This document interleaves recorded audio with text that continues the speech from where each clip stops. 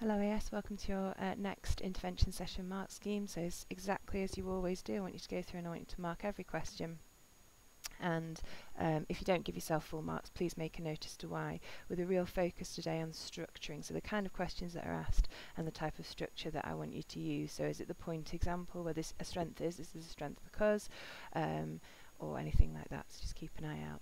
We've got question 1, so you get 1 mark for identifying independent measures and then 2 marks for explaining any advantages. So exactly as I said, 1 mark, so this is a strength is, the second mark, this is a strength because, and if you haven't contextualised, no marks. So again, you go through like I have in the question just underneath, and where I've underlined where I've used information from the stimulus. If you can't do that, you don't get any marks. If you've done that, and then you can then possibly access, point and explain.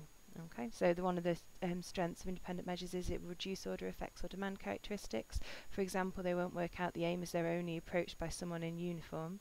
There you go, so I've contextualised it, put it into the stimulus. This is a strength because it reduces extraneous variables, so we can't be confident it's the uniform affecting obedience, not order effects.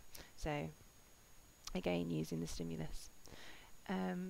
B, independent variable, whether the researcher was dressed in everyday clothing or a uniform. If you just put dress or type of dress, you don't get any marks. It's you get 1 mark for identifying and a 2nd mark for operationalising. So if you said dress or something like that, you get 1 mark. If you said clothing, everyday clothing or uniform, you get 2 marks. Dependent variable, whether participants picked up litter or not. So 1 mark for identifying it and that 2nd mark for operationalising it. So with this one, it's what we call nominal data, which you'll look at in the 2nd year, so it's a bit more tricky to put into a numerical number. So as long as you've said whether the participants pick up the litter, that's 1 category, or not, then I would like to say you've operationalised. You don't get any credit if your IV or DV is not labelled. So if you haven't put IV and then given me the answer in DV, you've given me the answer. Could be anything, you could be saying anything, so you don't get any marks for that. Number 2, 1 mark for naming repeated measures. Design, and 1 mark for explaining repeated measures. No marks if you don't contextualise, so the same as me. Can you underline the words, even if it's the word therapy or anything like that, just 1 single word, that would be enough to be able to allow you to access the other 2 marks. If you can't do that, you're still not contextualising, you don't get the marks, and you need to think really carefully. If you've not done it, it needs to be your target. Okay. Repeated measures design, you get 1 mark, and then means that the same participants are used in both conditions of the study, before and after therapy. So I'd get 2 marks there, 1 for repeated measures, 1 for explaining, and then to be able to get either of those 2 marks, I have to contextualise, so I mentioned before and after therapy. Then carrying on with question 2, you get 1 mark for making a point, a strength is, and 1 mark for explaining. This is a strength because, so it's an evaluation question, you need to structure it in that way. An advantage is it controls for order effects. This is an advantage because it reduces extraneous variables, confidence of cause and effect, increasing internal validity. Number 3, the way this one's a really, really tricky one on the mark scheme. So as long as you've made reference to each one of these points throughout in some sort of way, you'll give yourself 4 marks. This is the one that really, really threw these students in previous years. I remember marking this one over the summer. It's really difficult, which is why I've included it. So just look really carefully, pause the mark scheme when it's fully up on the slide and think, did I mention this, did I mention this, and so on. So one of the things you need to talk about is the researcher wants to be sure that the final anger scores, so as you can see there it's contextualised, are a result of therapy and not individual differences between the groups. So the researcher wants to be confident of cause and effect, wants to be confident that the impact on the anger scores is from the therapy and not due to other extraneous variables such as individual differences. With independent groups, individual differences might have caused the lower post-therapy score for Group 2 rather than the therapy. So Group 2 might just naturally be less angry. And if you have a look on the graph, you will see that that is the case. The initial scores that they went in were much lower. So with independent groups, individual differences could have caused it. So you've explained you want it to be cause and effect, then you explain how individual differences might have caused the lower post-therapy score rather than the therapy itself. So Group 2 might just be naturally less angry. Matching the anger scores of the participants at the pre-therapy stage would have reduced this difference. If you match the anger scores, you match the participants exactly like I did with creativity before we conducted, in this case, any therapy, or in your case, you drank the Diet Coke or the Sugar Coke, matching them on their anger scores, and you could would reduce this difference. So in Group 1 you see that the median is 50, which is 10 points higher in Group 2 where the median is 40, so it needs to be balanced out more. They need to be matched so there's an equal there's a nice range of people, meaning that both anger scores would be much similar because they are matched.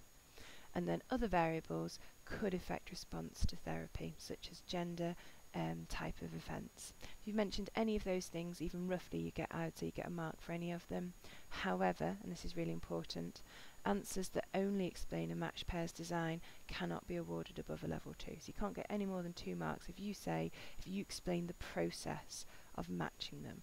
It's not asking you how you would match the participants. It is asking you why matched pairs is useful, why it's important, why do we do it, and that is to reduce individual differences between groups. And then you'd go on to get the marks. For example, explaining the group 2 might just naturally be less angry and making reference to the median anger score. Okay, so have a read through yours, have a mark of that one, do the best that you can, but read it, and if you think I'm describing how to do a matched pairs design, you don't get any marks. The question, if it says explain how, which with this one I don't think it does, can't see it in front of me, is a step-by-step guide. It's not asking for a step-by-step guide of matched pairs, it's asking why matched pairs is used, what is the benefit of it, why would it make it better. Okay. In this one you get 1 mark for identifying an issue, 1 mark for explaining the issue. For an example here would be informed consent form. They might have felt coerced into agreeing to take part as they were in custody. Again, no contextualisation, no marks. So here I've mentioned custody, so it's linking to the offenders. Another one might be distress or psychological harm, so you get 1 mark for identifying the issue and then 1 mark for explaining it. And then it could be any of these, it doesn't have to be all of these at all. If you just see where the semicolons is, the dot and then the comma, any one of those will be acceptable. This is just a multitude of all the ones that you could have. You could have mentioned finding out they have higher anger scores might have caused distress or harm. The questionnaire might have triggered more anger, which might cause distress or harm. Finding out there are 2 therapies and finding out one might be better might distress them because they want the best possible treatment. Therapies might have caused more harm than good, so therapy isn't always right for everybody and could have caused problems. Participants might have some expectations of the program would be effective. This might not be the case. They might be let down and distressed by the fact they've been let down by the therapy. So any one of those is enough. You certainly don't need anywhere near that many. Just name 1 issue, for example informed consent or distress or psychological harm, and then 1 reason why that's relevant, again contextualising throughout. You then get 1 mark for explaining how they could have resolved the issue, and for 1 mark explaining why this resolves the issue. So they could make it clear they have the right to withdraw by telling them during the beginning, the middle and the end. That's how they resolve it. And then why. This would allow them to feel confident to leave whenever they experience distress. And that's why, so that's the 4th mark. Okay, so 1 mark for identifying the issue, 1 mark for telling me what the issue is, 1 mark for explaining practically how they would do it. So informed consent forms will be getting them to read and sign an informed consent form saying they have read and understood and agreed to take part. So it's the informed and the consent. And then tell them why this would resolve the issue. Well, then they know they're fully aware of everything that is happening, so they can choose whether they actually agree to take part or not. Okay. Question 4. 1 mark for identification of a relevant way and 1 mark for explaining of how it could be put into place. For example, confidentiality could be maintained by making sure individuals are not identifiable when reporting the case study. This could be done by using different names or initials, avoiding publishing details of address or school. So 1 mark of a relevant way and then how it could be put into place. So confidentiality, not making sure they're not identifiable, how this is done using fake names, so pseudonyms, initials, not publishing details in the journal article. And then question 5, 1 mark for volunteer, and then 1 mark for point, 1 mark for explain, no marks if you haven't contextualised. As always, it's an evaluation question. A strength is, this is a strength because make sure you've contextualised. A limitation of volunteer sample, it's not representative. Currently, technically you get 1 mark for that, however it's not being contextualised, so if the second sentence doesn't contextualise, it's no marks. This is a limitation because the findings cannot be generalised to the target population, eyewitnesses. So 1 word allows you to go from no marks to 2 marks.